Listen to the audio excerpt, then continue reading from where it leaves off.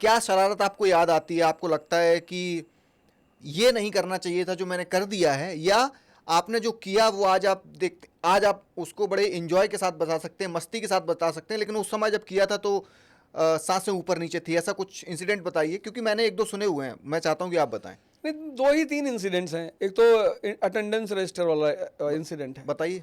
उसको मुझे बड़ा प्राइड भी फील होता है, अच्छा भी लगता है, पर नहीं करना चाहिए लोगों को। मैंने कहा ना, हर व्यक्ति महाभारत में मौजूद है, उसकी अपनी गीता, उसके अपने सिद्धांत हैं।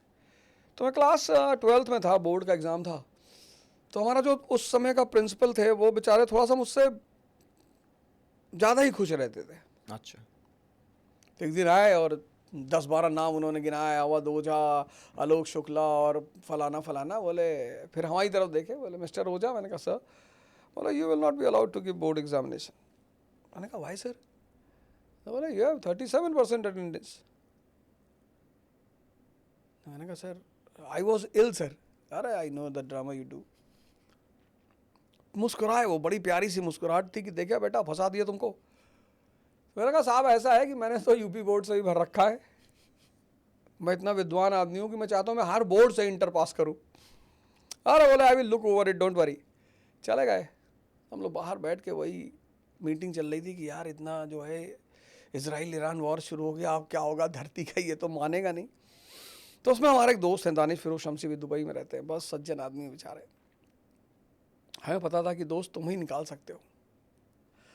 और फिर वो रजिस्टर वहाँ से चोरी हुआ, बड़ा बवाल हुआ, उसको लेके बहुत सारे बवाल हुए और बड़ा हाहाकार मचा। FIR हुई, मतलब थाने में जाना पड़ा। कोतवाल साहब थे, उन्होंने कहा कि रजिस्टर तो अभी हमें तो मिल गया रजिस्टर, और जो लेकर गया था उसने तुम्हारा भी नाम लिया है, कबूल कर लोगे तो माफ़ कर देंगे।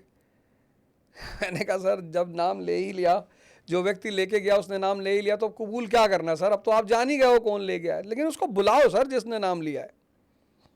नो नो नो, पहले आपको एक्सेप्ट करना पड़ेगा। मैंने कहा सर पता तो चले कौन ले गया था, मैं भी तो जानूं।